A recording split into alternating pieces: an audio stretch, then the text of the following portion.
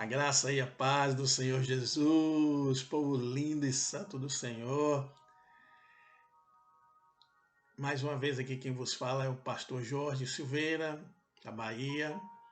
E saúdo especialmente, com um grande abraço e beijo, o povo santo e lindo da IBEC, Igreja Batista Edificação em Cristo, aí na Boca do Rio, em Salvador.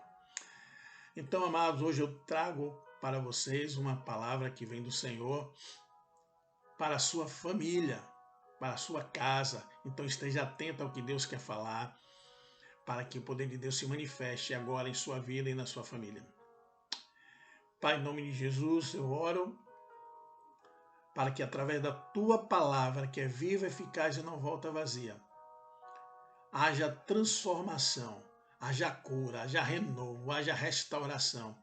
Entra agora, Senhor, em cada coração e move, Pai. Faz o que tem que ser feito. Traz cura e traz arrependimento. Tira todo orgulho e traz, Senhor, humildade nos corações, para que famílias hoje, a partir de agora, sejam transformadas e curadas e restauradas em nome de Jesus. Amém, amém e graças a Deus. Então, nós vamos ler aqui no texto de 2 Reis 20, capítulo 20, versículo 1. Naqueles dias adoeceu Ezequias para morrer, e veio a ele Isaías, o profeta, filho de Amós, ele disse, assim diz Deus, coloque em ordem a tua casa, pois morrerás e não viverás. E virou o rei a sua face para a parede e orou a Deus, dizendo, ó Deus, lembra-te que andei perante a ti com verdade, com coração reto, e fiz o que era correto aos teus olhos. E chorou Ezequias um grande choro. E estando Isaías ainda no centro da cidade, veio-lhe a palavra de Deus dizendo, volta e diz a Ezequias, o príncipe de meu povo, assim diz o Senhor, Deus de Davi, teu pai, ouvi a tua oração e vi tuas lágrimas. Eis que te curarei ao terceiro dia e subirás à casa do Senhor. E acrescentarei a teus dias 15 anos das mãos do rei da Síria. Te salvarei e esta cidade que defenderei por amor de mim e por amor de Davi, meu servo. Até aqui, meu irmão.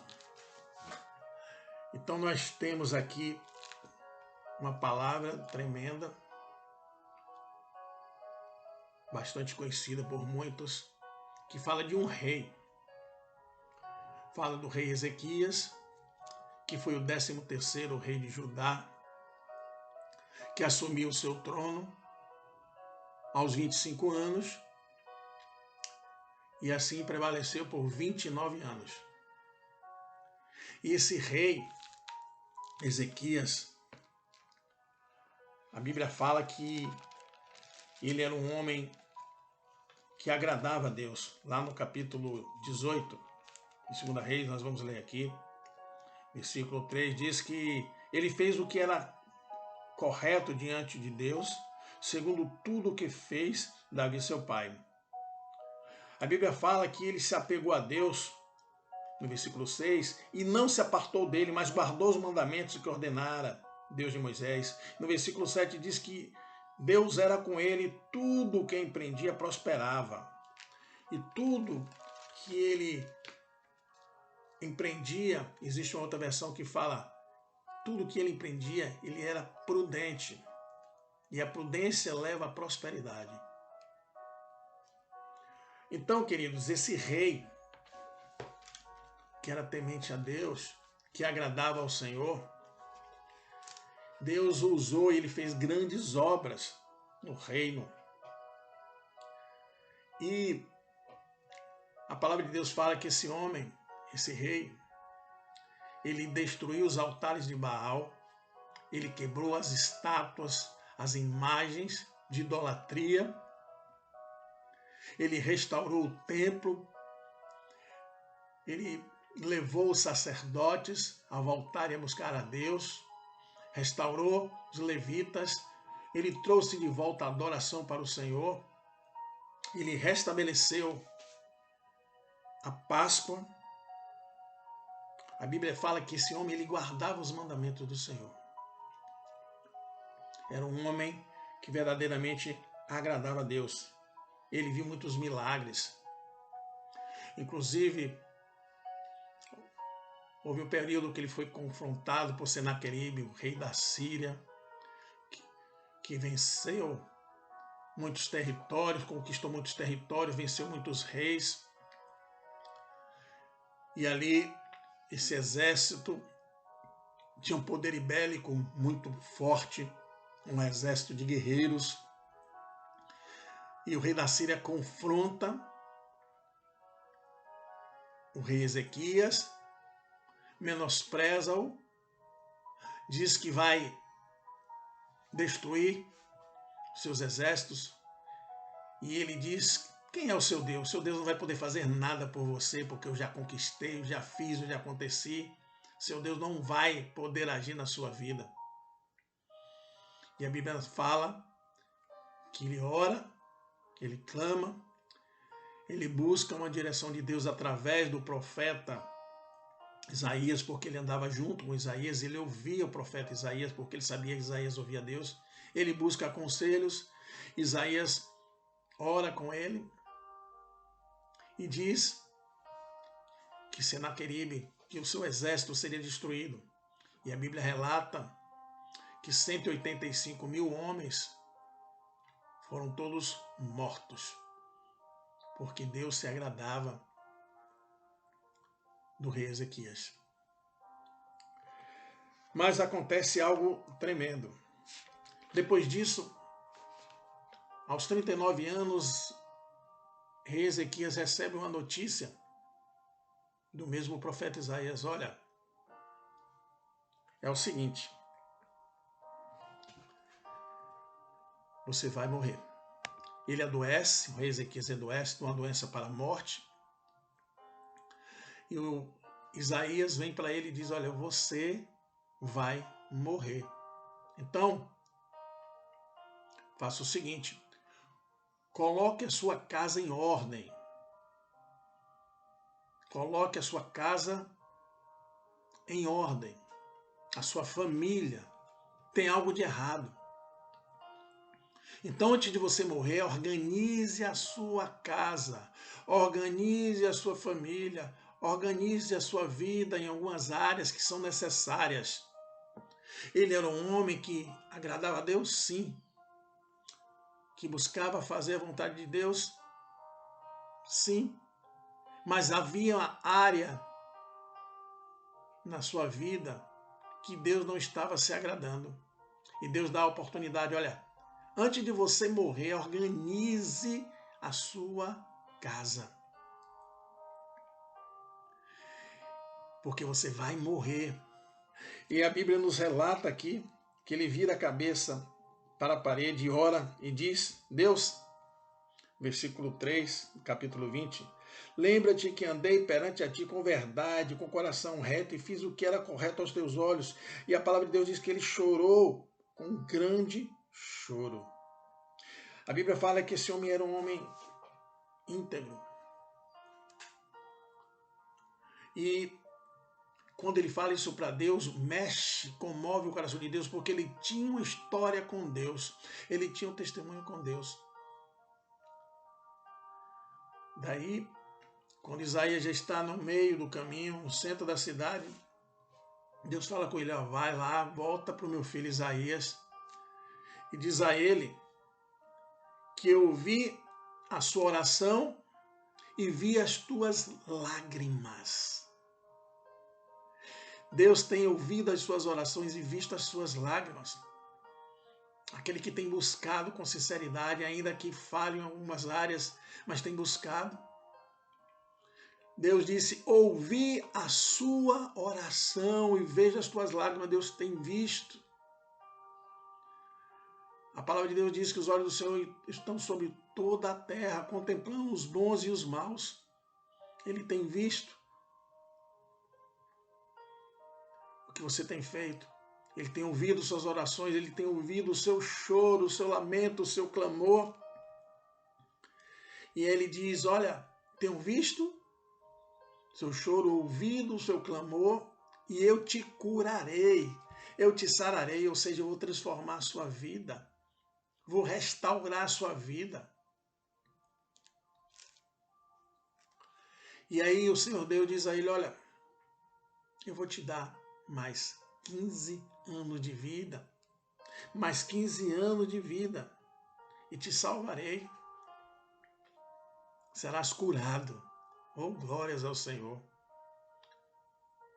Deus deu a ele mais 15 anos para fazer grandes obras, para restaurar mais e mais o que precisasse ser restaurado, mas Deus tinha dado uma ordem a ele. Olha, coloque em ordem a sua casa, coloque em ordem a sua família, coloque em ordem as suas finanças, coloque em ordem o que precisa ser colocado, organizado. Aí a palavra de Deus diz que quando o rei Ezequias ouve Deus falar com ele através do profeta Isaías, ele pergunta, certo, eu serei curado, mas me dê um sinal de que eu serei curado. Talvez você esteja esperando o sinal de Deus para uma cura da alma, uma cura física, uma transformação, uma mudança de vida. Eu não sei qual o sinal que você espera. O rei Ezequias pediu um sinal, uma confirmação. E aí o profeta Isaías ora a Deus. E o profeta Isaías diz que ele mudaria 10 graus daquele dia. Mudaria 10 graus do dia, ou seja, a sombra adiantaria 10 graus, aqui no versículo 9. E depois do versículo 11 ele confirma, Isaías o profeta Deus e fez que a sombra voltasse os 10 graus que já tinha declinado o relógio de Acácio. Ou seja, estava ali, estabelecido o horário, e naquele momento a sombra se afasta e ele retrocede 10 graus. 10 graus representava mais ou menos 5 horas de relógio. Ele retrocedeu 5 horas. Naquele mesmo instante, Deus deu sinal para ele. Um sinal que estava ouvindo suas orações, que estava vendo suas lágrimas, e um sinal que ele seria curado. E ele foi curado. Oh, louvado e engrandecido seja o nome do Senhor. Que bom que ele teve essas experiências com Deus, primeiro do exército de Senaqueribe, aquele poder bélico grande que foi vencido, 185 mil homens morreram. Depois aqui, Deus dá a Ezequias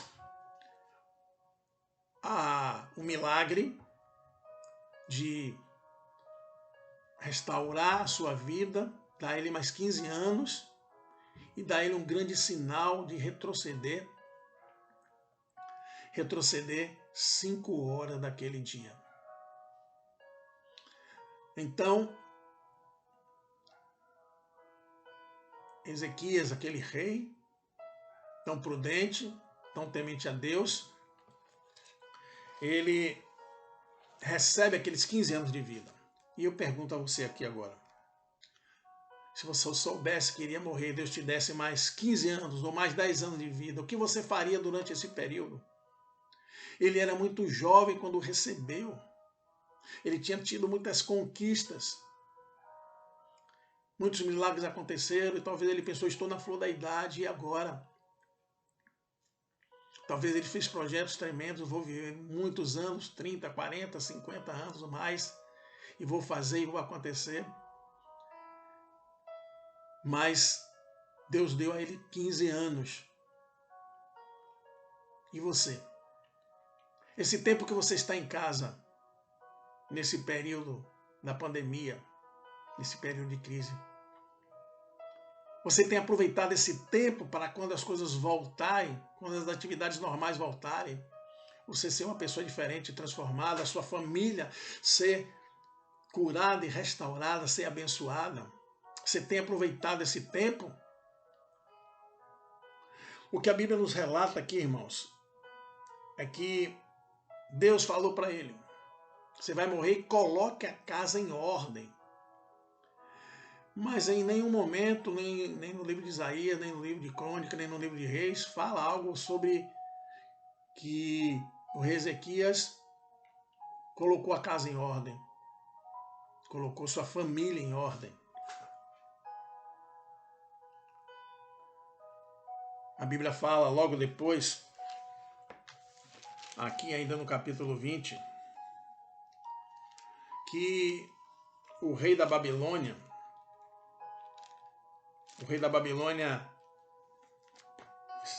fica feliz que ele foi curado, o rei da Babilônia chamado Merodach Baladã, e aí manda cartas, manda ofertas e vai visitá-lo. Aí você pode ver isso lá, ainda no capítulo 20, do versículo 12 em diante até o 21, que diz que esse rei visitou o rei Ezequias, e que o rei Ezequias ele começa a mostrar tudo. Ele começa a mostrar suas riquezas. Olha, fiz isso, conquistei isso. Começa a mostrar as riquezas do palácio, tudo que ele havia conquistado com o poder de Deus. Mostra a sua prata, o ouro, as suas especiarias, o azeite, suas armas. Tudo que se encontrava nos seus tesouros, ele mostrava aquele rei da Babilônia. E depois disso, queridos, o profeta Isaías fica zangado, fica chateado, vai a ele e confronta e diz: olha, por que permitiu? Quem é esse homem que está te visitando? E ele fala: ele veio de longe. Esse rei veio de longe, é rei da Babilônia. Vem de outras terras. E aí Isaías fala: por que você mostrou? O que você fez? Você mostrou tudo? Ele fala: eu mostrei tudo. Não ficou nada que eu não mostrei. Todas as riquezas, todas as armas, todas as especiarias, tudo que eu recebi, tudo que eu conquistei, eu mostrei. E aí o Isaías fica furioso, fica chateado e diz a ele, versículo 16 do capítulo 20, ouve a palavra de Deus, eis que dias virão que tudo que há em tua casa será levado para a Babilônia, e o que entesouraram teus pais até este dia não restará sequer uma coisa, diz Deus. E os teus filhos que sairão de ti e que gerares serão eunucos no palácio do rei da Babilônia. Sabe o que o rei Ezequias disse? Boa é a palavra de Deus que acaba de falar. E disse mais: e não haverá paz, certeza em meus dias? O que aconteceu, irmãos? O rei Ezequias tinha acabado de receber 15 anos a mais por causa da sua prudência, por causa da sua retidão. Deus havia dito: põe em ordem a tua casa. Mas eu creio que ele ficou soberbo, ficou orgulhoso. Ele quis mostrar aquele rei, ostentação, um orgulho. Quis mostrar: olha o que eu fiz, olha o que eu conquistei. E às vezes nós fazemos isso, muitos fazem isso. Às vezes nem conhece direito a pessoa, já convida para entrar na casa, já sai mostrando o que tem, o que não tem, já sai contando os seus sonhos. E Deus não quer isso. Temos que ter cuidado, temos que ter prudência. E Deus não se agradou da atitude dele. Deus não se agradou da atitude de Isaías. Porque esse homem, primeiro ele colocou o estranho na sua casa e saiu falando tudo que tinha. E aí ele criou uma ganância dos babilônicos. Ele criou uma ganância dos babilônicos. Tem pessoas que vão criar ganância da sua vida, vão ter inveja da sua casa. Então, cuidado quando você colocar alguém na sua casa, cuidado com quem você conversa, cuidado com quem você coloca seus projetos, cuidado com quem você fala dos seus planos. O que a Bíblia fala é que depois que Isaías o confronta, diz que ele ia perder tudo, que os seus filhos seriam eunucos de um outro povo, do povo da Babilônia. E ele não se importa com isso. Ele é indiferente. Ele não se preocupou em deixar um legado. Ele só fala para Deus: não haverá paz, certeza dos meus dias? Ou seja, meus dias como é que vão ser? Eu vou bem, eu estou me preocupando comigo mesmo. Ele estava preocupado com ele mesmo. Ele não estava se preocupando se esse mal ia acontecer, a sua terra, a sua família. Ele não estava preocupado, ele estava se preocupado com o seu querer, as suas vontades, os seus desejos, os seus anseios.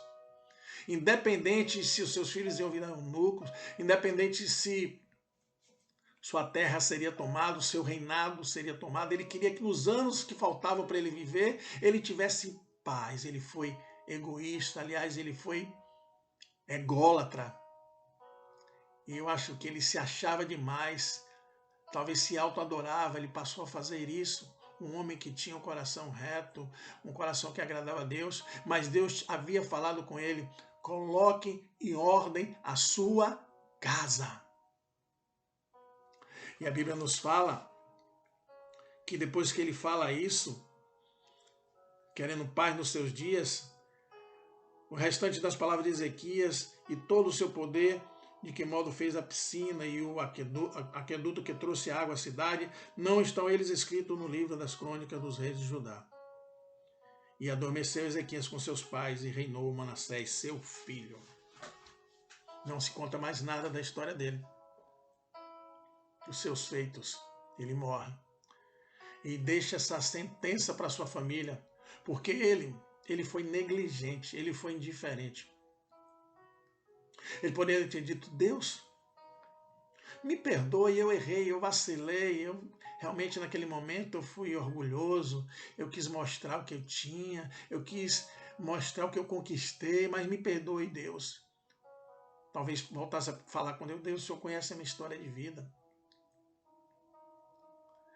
Mas ele não falou nada disso. Simplesmente ele falou: olha, mas eu vou, ainda assim, vamos trazer com nossas palavras, ainda assim, eu vou ter paz, ou seja, estou pouco me lixando com a minha família.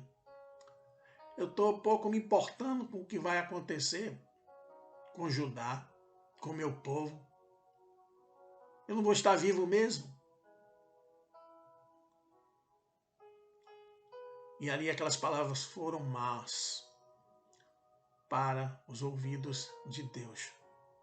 E a Bíblia nos relata que logo depois, no capítulo 21, depois que ele morre, seu filho Manassés assume com 12 anos. E no versículo 2 do capítulo 21 diz que o Manassés, que assumiu com 12 anos e reinou por 59 anos, ele fez mal aos olhos de Deus conforme as abominações dos outros povos que expulsou Deus diante dos filhos de Israel.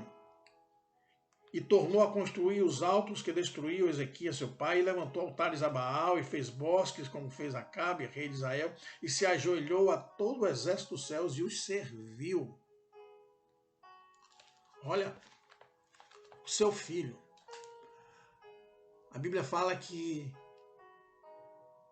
não existiu em Judá, nem antes nem depois do seu reinado, um rei como Ezequias. Um dos melhores reis de Judá. E daí nasce, depois da sua, nasce um novo rei, seu filho, assume o novo reinado, seu filho, com 12 anos, e que foi o pior rei de Judá, um rei abominável. um rei mau. Um rei que foi capaz até de matar o seu filho no fogo. Versículo 6 do capítulo 21. E fala que esse rei, tudo que o rei Ezequias havia destruído, os altares de Baal, ele restaura, ele traz de volta esses altares e faz com que o seu exército, o seu povo comece a adorar a Baal. E é capaz até de sacrificar seu filho a Moloque, ao deus Moloque. E a Bíblia fala que ele começou a se envolver com adivinhações, com feitiçaria. E diz que ele era mau aos olhos de Deus e provocava a ira de Deus. Aí eu pergunto a você, será que o rei Ezequias colocou ordem na sua casa? Será que o rei Ezequias colocou ordem na sua família? Esse rei Ezequias, a Bíblia não relata nenhum momento que fala que houve uma restauração, uma ordenança na sua casa. Esse rei, que era um homem que tinha experiências tremendas com Deus, ele passou a ter orgulho, arrogância, a querer ostentação, ter atitude de ostentação.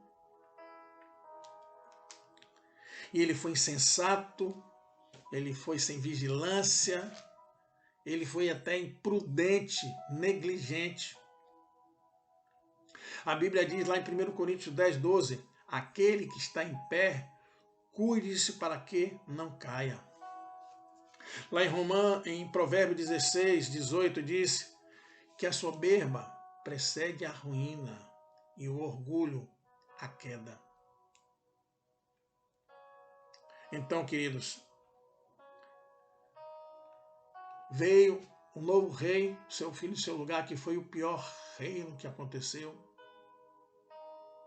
Um reino cheio de maldade, um reino perverso, que fez mal diante dos olhos do Senhor.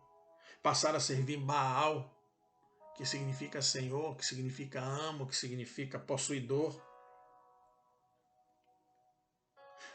Então, como é que um rei, que nós lemos anteriormente, que agradava o coração de Deus, que era reto, fez tantas proezas com o poder de Deus, seu filho passa a ser o pior rei de Judá. Mas Deus tinha dado a ele um decreto, antes de dar a ele o milagre de mais 15 anos de vida. Coloque em ordem a sua casa. Coloque em ordem a sua casa. Coloque em ordem a sua família. Coloque em ordem o que precisa ser colocado em ordem. Deus disse para ele, ou seja, existe alguma coisa errada, Ezequias, na sua casa. Existe alguma coisa errada na sua família, então coloque em ordem antes de você morrer. E além disso, depois que ele chora, que ele clama, Deus cura-o, está 15 anos. E ele tem esse tempo todo para curar, para restaurar, para colocar ordem na sua casa. Coloque em ordem a sua casa. O que é ordem? Organizar, estruturar, equilibrar. Ordem é colocar leis, colocar regras, é ter um comando, é direcionar, neste caso, a sua casa, a sua família.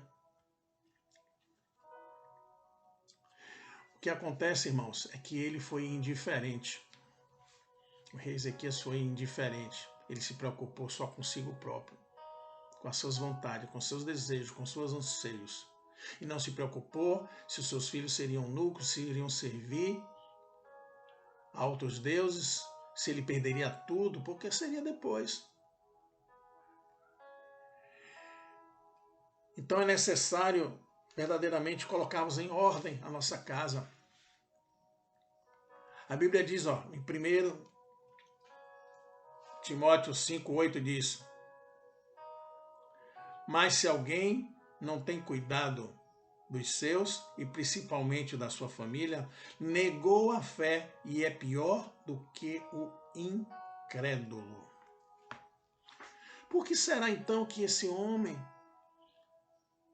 filho do rei Ezequias, Manassés, Ezequias que teve um dos melhores reinados de Judá, depois disso seu filho tem o pior, um reino perverso, um reino maldoso, a ponto de sacrificar seu próprio filho no fogo, por amor, por adoração, por devoção a outros deuses. Precisamos colocar em ordem nossas casas. É ter um momento com a família, é ter momento de restauração, é ter momento de cura, é necessário cumplicidade. Muitos são bons diante das pessoas, proferem palavras tremendas, conhecem a Bíblia, de A a Z, de Gênesis a Apocalipse, pregam até, falam de Deus, são evangelistas, mas às vezes tem algo na sua casa que precisa ser transformado. Tem algo na sua casa que precisa ser colocado em ordem. Tem algo na sua família que precisa ter regras, precisa ter leis, precisa ser estruturado, precisa ser equilibrado. E provavelmente você deve saber de alguma dessas coisas, e se não sabe, busque de Deus o que está errado. Eu tenho buscado a Deus, eu tenho orado, eu tenho clamado. Mas a família foi a primeira instituição criada por Deus, é o bem mais precioso que Deus nos deu. Então é importante você preservar a Deus. Não adianta você estar na casa do Senhor fazendo tantas coisas, que é bom, mas se sua família está sem equilíbrio, se sua família não tem paz, sua família tem contenda, se sua família tem discórdia, talvez você me diga, não, mas na minha casa não tem tido briga, na minha casa não tem briga, não tem confusão. Glória a Deus. Se sua casa não tem briga, não tem discórdia, e a sua casa não tem essa briga, essa discórdia, porque é uma casa de paz, uma casa de alegria, uma casa de harmonia, uma casa que tem o perdão. Amém. Mas se sua casa não tem briga nem contendas, porque existe uma indiferença, pode ser até pior. Uma indiferença, uma negligência que traz destruição, uma negligência que traz desatenção, negligência é omissão. Então, queridos, precisamos entender que é necessário atenção especial para os nossos familiares, a família que Deus nos deu. E se há uma indiferença, queridos, aqui eu estava lendo sobre a indiferença, que fala de desprezo. É um sentimento neutro.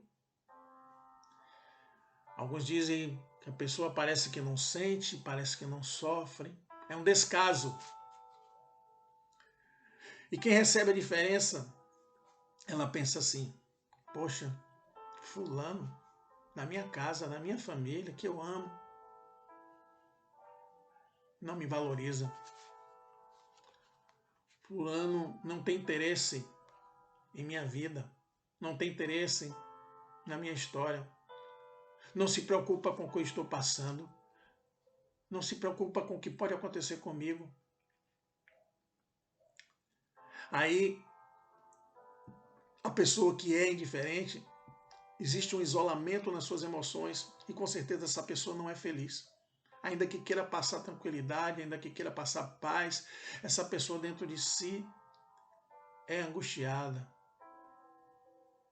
Então é necessário nesse momento que houver alguma discussão, que houver algum problema, haja conversa, haja um bate-papo, porque a indiferença leva ao afastamento.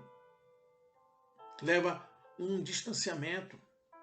Quem recebe a indiferença é como se recebesse uma pancada no coração. É um golpe que produz feridas dolorosas e, consequentemente, afastamento, isolamento da pessoa que se relaciona, da família que se relaciona. Porque não existe perdão, porque não existe o pedir perdão e não existe o liberar perdão. É necessário conversa, é necessário bate-papo. Muitas vezes a indiferença é muito pior do que se você estiver discutindo, porque às vezes na discussão termina alguém chegando a um acordo, ainda que demore. Mas a indiferença, às vezes a pessoa está ressentida, não fala, não diz nada e guarda sentimento de mágoa, de raiva, de ódio, de rancor. E às vezes a pessoa que está sendo indiferenciada não sabe o porquê que ela está sendo indiferenciada. Ou até sabe e fica entristecido, fica com ferida na alma e há um afastamento. E Deus não se alegra. Deus não se alegra. Romanos 12, versículo 18 diz: se possível, quando depender de vós, tende paz com todos os homens. Tende paz com todos os homens. Então, queridos, é necessário ter paz.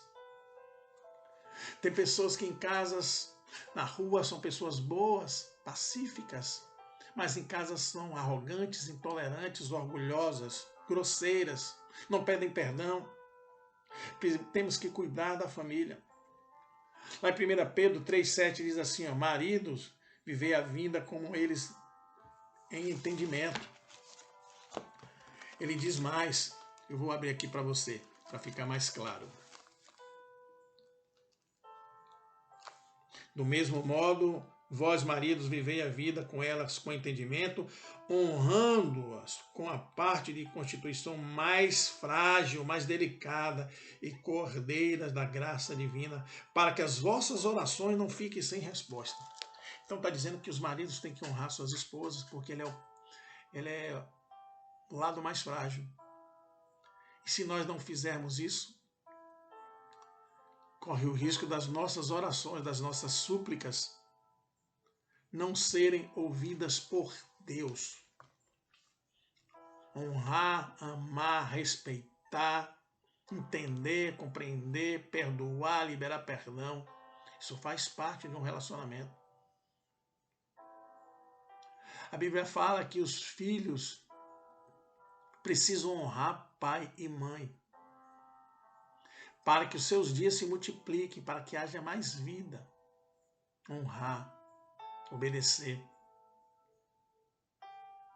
agradecer. Então, queridos, eu quero te dizer que a indiferença ela traz golpes de feridas muito fortes, muito dolorosas.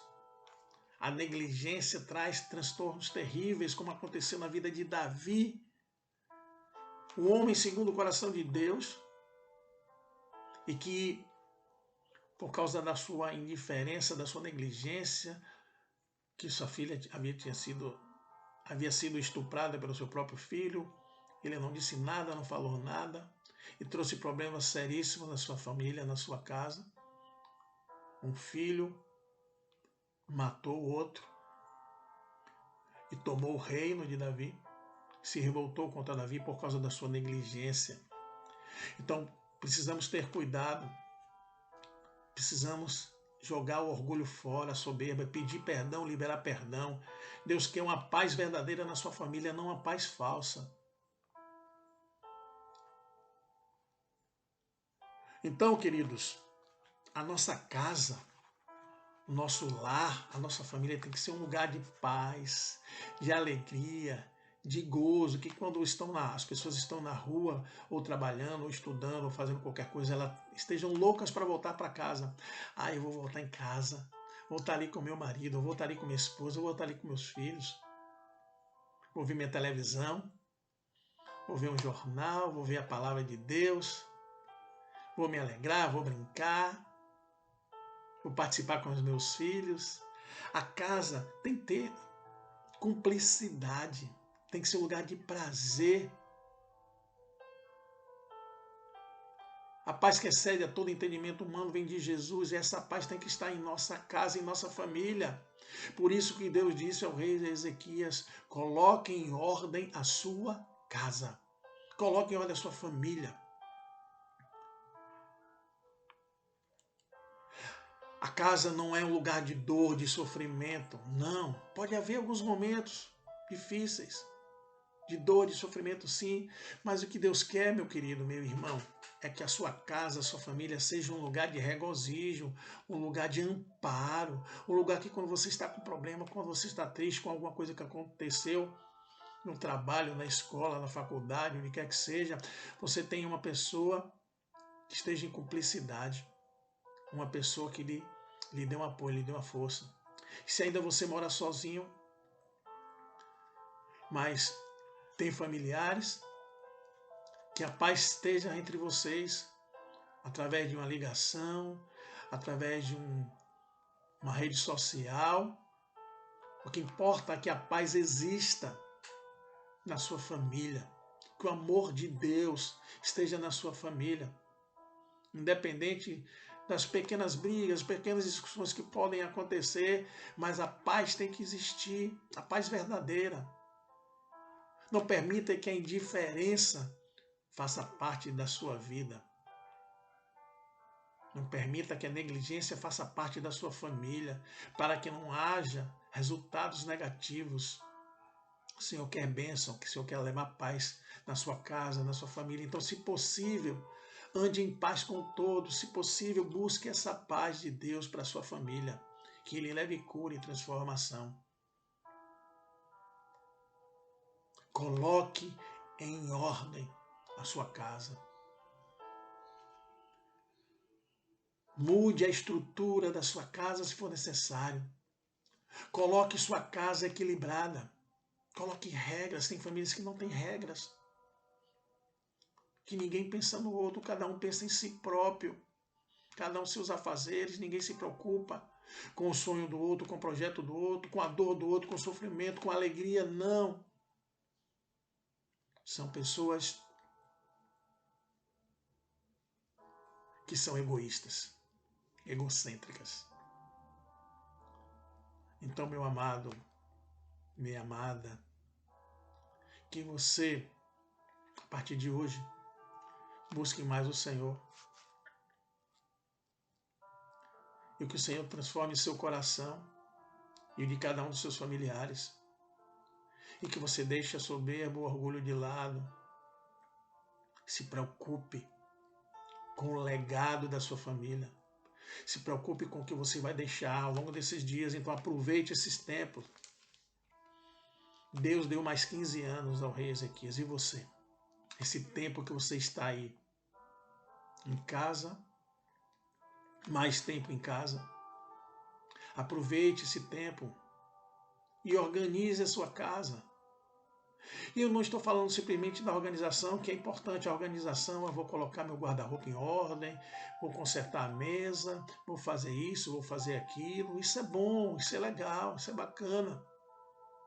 Mas principalmente nesses tempos que Deus está te permitindo, coloque a sua casa em ordem, coloque a sua vida em ordem. Aproveite esse tempo para que quando voltar, você seja uma pessoa transformada. Você seja uma pessoa diferente, mais sensível, mais amorosa, mais dedicada à sua família, mais amorosa com seus filhos, suas filhas, com seus pais. Que você volte com mais respeito das pessoas que você convive. Você busque entendimento das suas dificuldades. Que você leve perdão para elas. Que você peça perdão, que você perdoe, expresse teus sentimentos em amor e busque a paz que excede a todo entendimento na sua família. O Senhor quer paz, o Senhor quer vida. A Bíblia diz que Ele veio para nos dar vida e vida em abundância. É para transbordar de vida, de alegria. O que Deus quer para nós não são momentos de prazeres e uma vida de contenda, uma vida de desamor, uma vida de discórdia, uma vida de satisfação, uma vida de indiferença. Não. Podemos até ter esses momentos de dificuldade, de briga, de discussão, mas Deus quer que tenhamos uma vida feliz em momentos de dificuldades, e não o contrário, uma vida de dificuldades e com alguns momentos felizes. Que Deus é esse? Então, querido, querida, coloque sua casa em ordem, coloque sua família em ordem. Ainda que seus parentes, você more sozinho, eu não sei, more em outra cidade, outro estado, outro país, que você reflita nessa palavra, veja os seus erros, suas atitudes em relação aos seus familiares e comece, se for o caso, a liberar perdão das pessoas que te feriram, que te magoaram, que foram até indiferentes, negligentes com você. Libere o perdão. E peça perdão se você realmente feriu, as magoou. A Bíblia diz que o que estiver ligado na terra estará ligado nos céus. Então ligue na terra amor pela sua família. Ligue na terra preocupação com a sua família. Ligue na terra ordenança na sua casa, na sua família. Ligue na terra equilíbrio. Ligue na terra estrutura. E será ligado nos céus.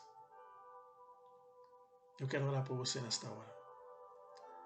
E pela sua família. Pai, em nome de Jesus, eu coloco, Deus, cada pessoa que está vendo esse vídeo, cada família que está ouvindo, Deus. Oh, Pai, traz transformação, traz cura, traz restauração, traz renovo nessas famílias, Senhor. Oh, Deus, que as nossas famílias sejam bem estruturadas, bem equilibradas, que haja o perdão, tira o ódio, tira a ira, tira o orgulho, a soberba, a negligência, a insensatez, a imprudência. Retira a indiferença dos corações, Senhor. Traz humildade, porque a soberba precede a ruína e o orgulho a queda. A tua palavra diz que aqueles que se humilharem serão exaltados. Então, Pai, que todos nós possamos nos humilhar diante do Senhor e valorizarmos as nossas famílias, valorizarmos aquilo que o Senhor nos deu e nos preocuparmos cada dia mais com ela e que tenhamos um relacionamento de acordo com a sua vontade, Senhor. Em nome de Jesus. Amém, amém. E graças a Deus. Glórias ao Senhor. Que o Senhor te abençoe e te guarde, seu rosto se faça resplandecer em ti e tenha misericórdia de ti. Que o Senhor levante o seu rosto sobre ti e te dê paz. Que as bênçãos do Senhor, suas doces consolações venham sobre a sua vida, a sua casa, a sua saúde, seus negócios, sua família. Em nome de Jesus. Jesus te abençoe. Amo todos vocês. Amém, amém